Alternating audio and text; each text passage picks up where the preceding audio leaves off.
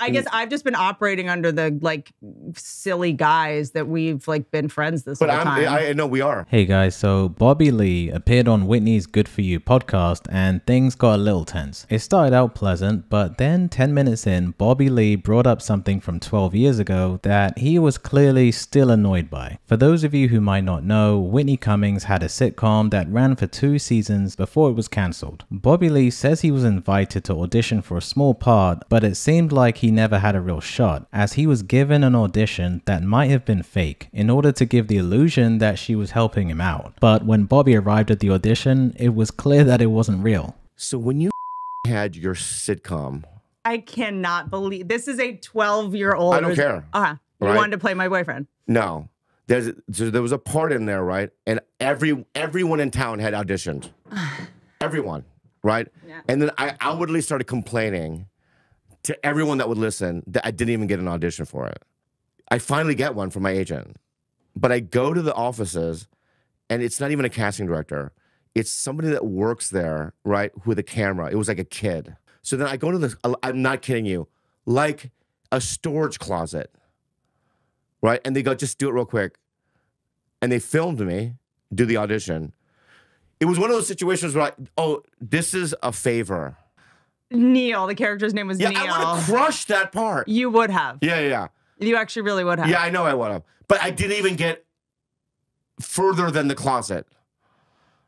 You know what I mean? And then afterwards, like I saw you, and it took me years to get over it.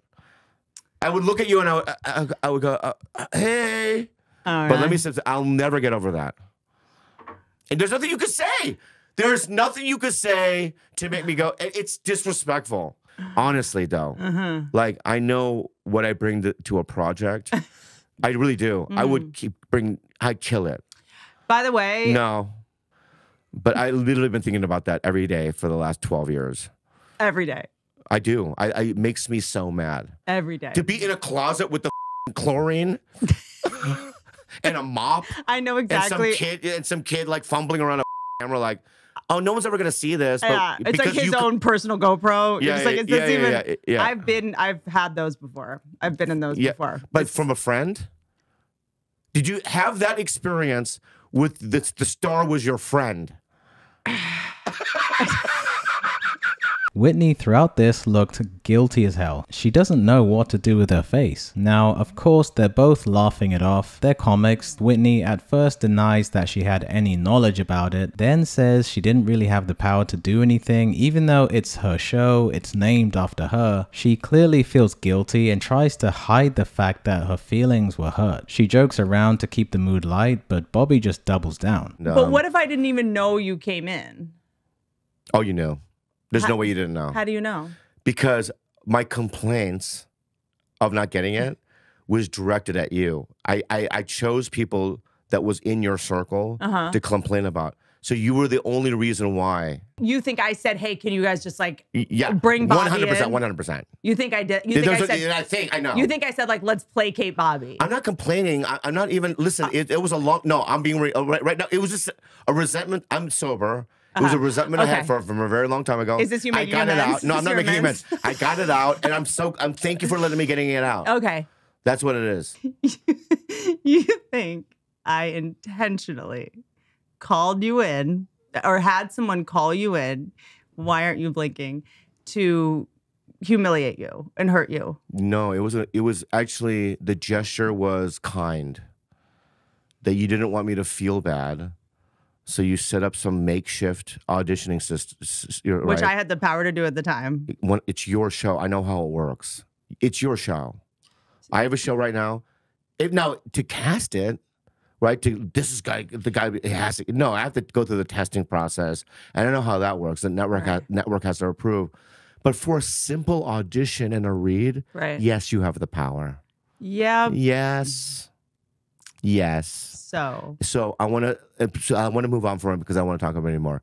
I sincerely, truly, from the bottom of my heart, believe that you set it up to make me feel better. She kept coming up with different excuses for what happened. At first, she said maybe she didn't know about it. Then she thought he was auditioning for a different role. Then she says, why would I purposely humiliate or hurt you? Which obviously isn't what happened. She likely thought she was doing a really nice thing to let him down gently, but if she didn't want him for the role, she should have just been honest in the first place, or at least be honest now 12 years later. But the fact that she kept making excuses and trying to paint herself in a different light, I think that irritated Bobby. You can see this was a real grudge, and she can tell. In order for him to bring this up so many years later on a podcast, this had to have really pissed him off, and I think most people could understand why. Even though The Whitney Show was objectively terrible, at the time she was kind of a rising star in Hollywood and in comedy. The big dream for most comics was to get their own show, and so to not help out a comedian who you call a friend and a comic that she used to actually open up for is pretty harsh. At least give the guy a real shot, or at the very least just be honest with him. Even if she gave this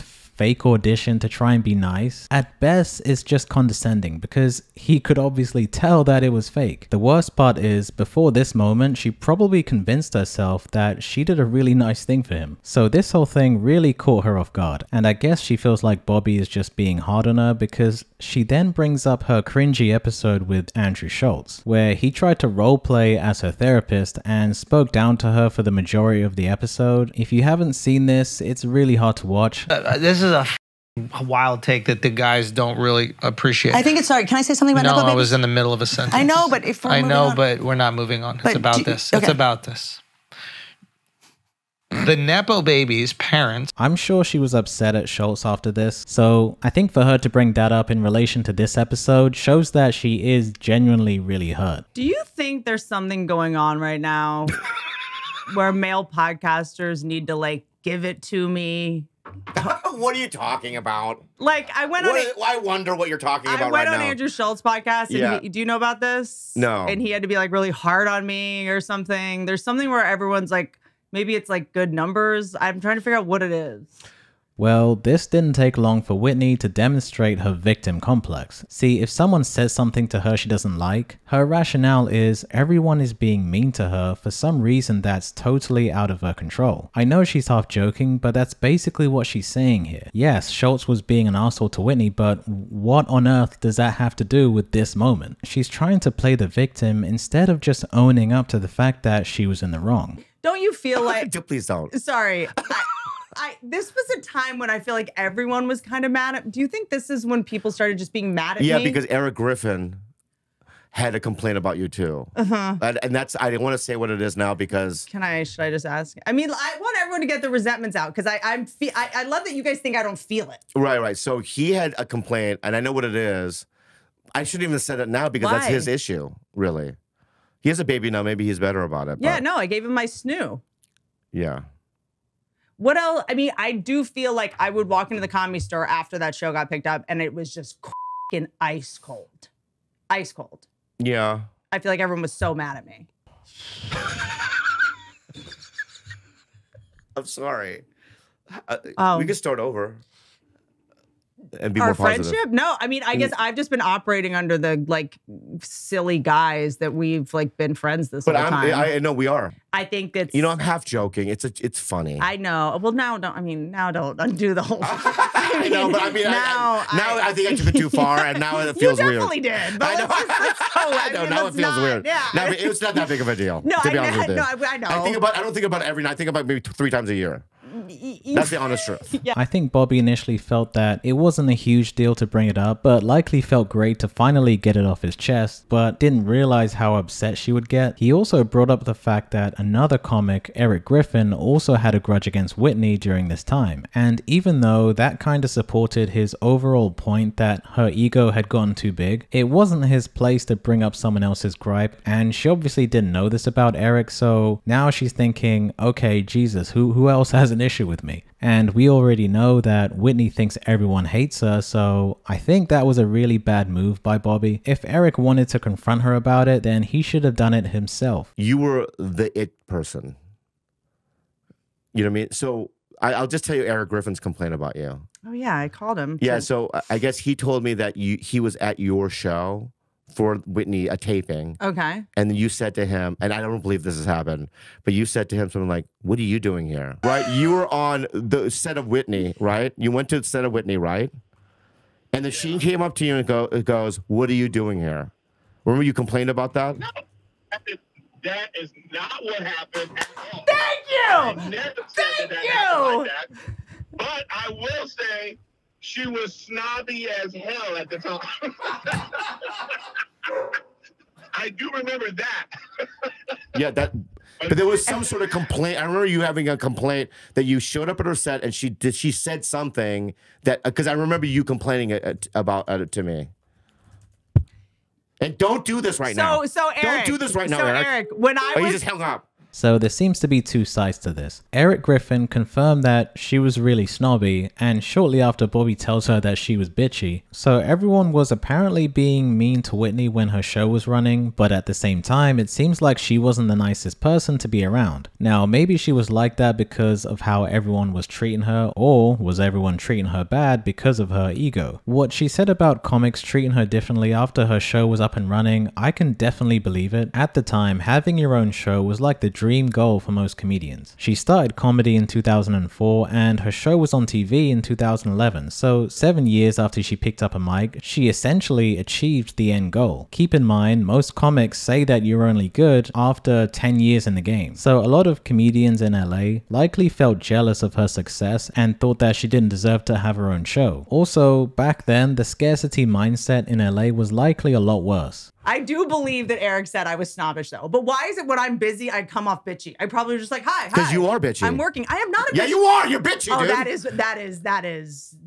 Yeah, you are. You can be bitchy. I'm not bitchy. With you, we have a brother-sister relationship. I know now, but I'm just saying, before that, there was like a time where you were way above me. That's not true. I've never been way above you. Oh my God, are you on your mind? You gave me my first opening spot on the road. You that were was my when boss. you were down, and then you went up, and then no audition, and then down. I don't see things that way. I'm the boss. I have 200 employees, and I'm a dick. I'm a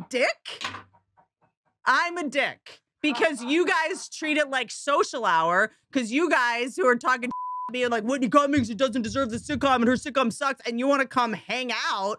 This period in her career seemed like both a highlight and a low point. She's very sensitive to the fact that the show flopped. The show looked absolutely terrible and had bad reviews, but in her mind, everyone was against her because of some reason that was totally out of her control. She came up with the concept and was one of the main writers of the show. It was cheesy and so it got made fun of. As a comedian, to be this surprised or upset that the show was criticized is kind of bizarre. It's as if she looks back at it and feels it wasn't given a fair chance. But let me know what you guys think. If you enjoyed this, hit the like and subscribe and share your thoughts in the comments. Thanks for watching.